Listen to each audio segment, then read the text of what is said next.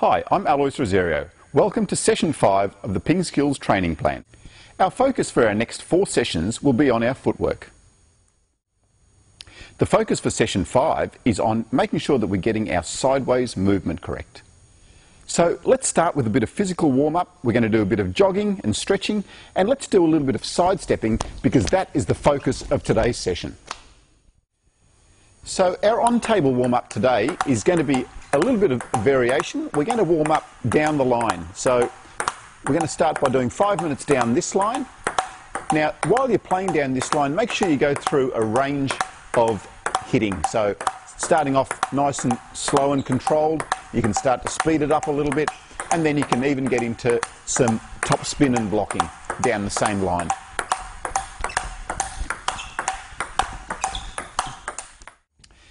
And then we're going to do 5 minutes down this line here. So because I'm a left-hander and Jeff's a right-hander, we're both playing backhands. So again, go through a variation of speed and spin down on this line. The aim is to make sure that you're warmed up and ready for your training drills.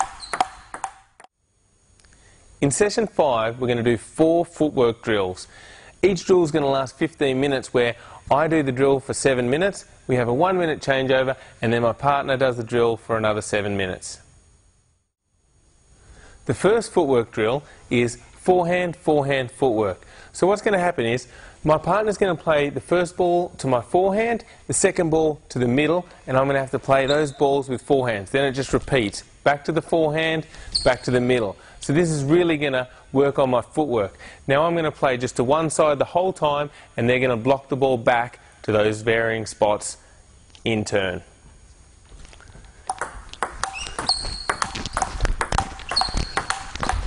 So this really works on my footwork. Now the key with footwork is to make sure you're getting into exactly the same position every time you hit the ball. That way you can play the same stroke, and that helps you be consistent.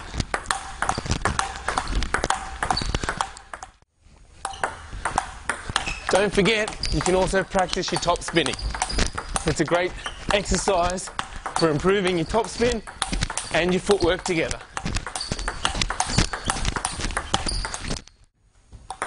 Now the movement for this exercise, forehand, forehand footwork, is just a quick, simple sideways shuffle.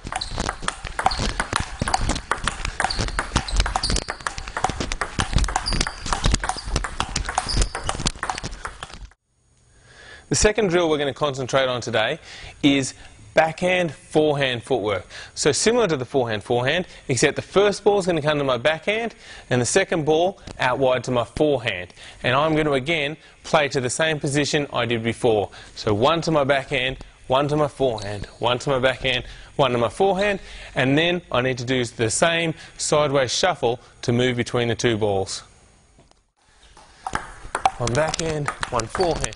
One backhand, one forehand. Very similar movement to the forehand, forehand footwork, but now I'm incorporating a backhand and then a forehand, so I'm working on my switching as well. And this takes a little bit of practice to get used to.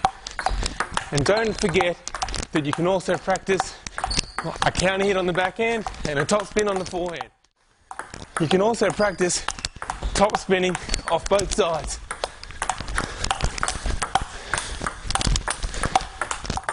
The important thing to recognise with the backhand, forehand footwork is that it's a very similar movement to what we were doing with the forehand, forehand footwork.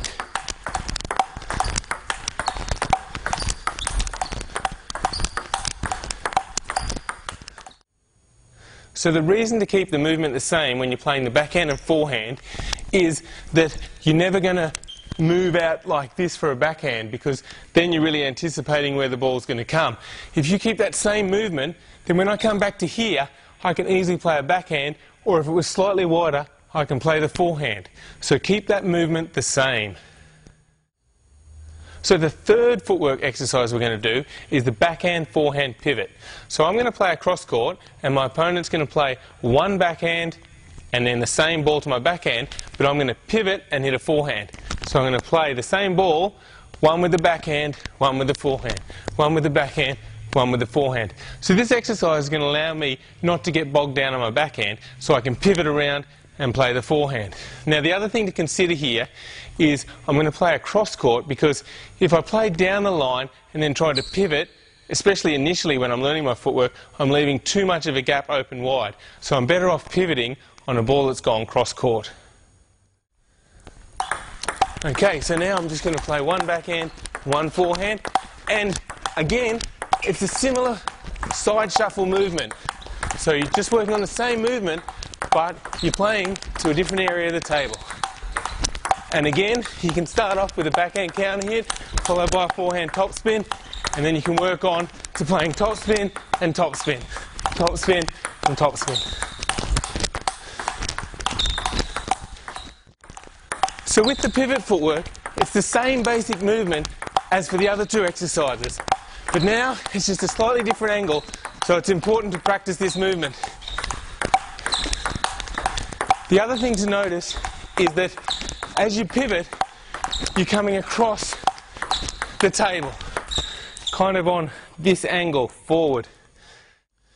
So with all of the three exercises we've done so far regarding our footwork, it's important to know the movement's very similar. So for the forehand, it's a side shuffle, just across the table. Then the backhand, forehand is very similar, just a side shuffle, same sort of movement. The difference is in the strokes. You're linking up your backhand and forehand now. That's why you have to practice it. But think of the footwork movement as very similar. And the last one we did, the pivot, exactly the same. Just shuffle around. Same movement. You're on a slightly different angle, but it's the same movement. So think of these the same when you're practicing your footwork, and you'll improve much quicker. The fourth and final training drill we're going to do is a backhand footwork drill. Now in this drill, my training partner is going to put the first ball wide on my backhand and the second ball into the middle of my backhand area, and I'm going to have to shuffle across again and play backhands. So it's a similar shuffling step, but this time it's with our backhands. Now the reason you want to practice this is because if you start becoming quite aggressive on your backhand and top spinning, you're going to want to again get into the correct position to make the stroke. And people often don't practice this on their backhand. They concentrate on switching between their backhand and their forehand footwork, but they neglect this. So we're going to counter that today. We're going to do a drill on it. Play the backhand here, backhand here. So make sure you're shuffling across, getting in good position to make the backhand. So the key to this exercise is getting into a good position so that you would, in a match situation, be able to make a really good attack. So focus on getting into the exact position you need to be to hit a really good backhand. Once again, you can practice it with your counter hit, or if you feel a little bit more confident, you can start to practice it with your top spins. So once again, similar sideways shuffling movement, just like your other exercises that we've done with your footwork today, but this time concentrating on the backhand movement.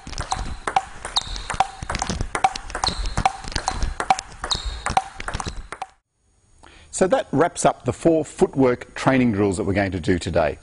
Because our focus is on the footwork, we're not going to do any match drills in this session. So what are the games we're going to do in our training today, Alois? All right, we're going to start just trying to incorporate what we've done in our training today. Okay, the footwork? Yeah, the footwork. So the first game we're going to do is the training drill where you're doing a backhand and a forehand. So I'm blocking. I'm only allowed to block with my backhand. Yep. And you have to have it in this half of the table. Okay. I have to alternate one to each side, and you have to do a forehand and backhand. So practicing your footwork. Okay.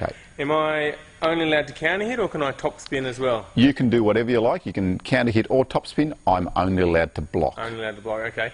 And if I hit it into your forehand side? My point. Okay, and if you don't hit it into my half? Yep, your point. Okay, so I have to make sure I'm getting in the right boxes. All right, I'm ready. Let's play. Let's go. Okay, love all. Oh. One love. Oh, just hit. Just an edge. 2 love. Come on. Now, it's your serve, but we're only allowed to do flat serves. Okay? Yep. So we still alternate? Yep, still alternate 2 serves each. Oh, wrong side. Wrong side, my Yep. point. Yep. 1-2. 1-2. Yes! 2 all. Alright. 10-9.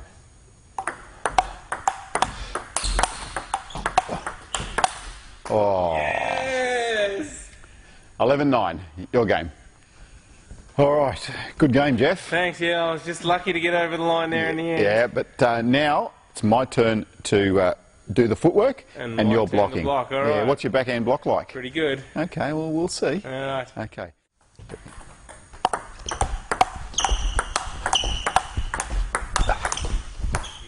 Whew. So we've played one game each way now, Jeff. Yep, so for the rest of your 20 minutes of games time, well, let's just play some normal games. Alright, excellent. And again, in the normal game, should we be thinking about our footwork a little bit more? Okay, so again, the focus of today's session was to think about how we're moving. So during the game, keep that in mind. Excellent. So for our service practice today, we're actually going to have a receiver as well. So there's 2 benefits of this. One is that you're both working at the same time, but also it adds a little bit more pressure and becomes a little bit more game-like when there's someone standing at the other end ready to receive my serve. So the serves we're going to focus on today are long and fast serves. So I'm going to alternate. I'm going to serve one long and fast and wide out to your forehand box, and then I'm going to serve the next one long and fast and as wide as I can out into your backhand box. Okay. So I'm going to serve the first one wide to Jeff's forehand, and Jeff's practicing his movement across there. The next one wide to his backhand. So I'll keep alternating and trying to get the ball long and fast, and Jeff's practicing his footwork movement to return. So I'm going to serve for 5 minutes, and after my 5 minutes, Jeff's going to do the same thing. He's going to serve and I'm going to practice my returning. So that wraps up session 5. You've now got to get out there on the table and do the session, and don't forget, once you've completed the session, to record it in the Ping Skills Vault.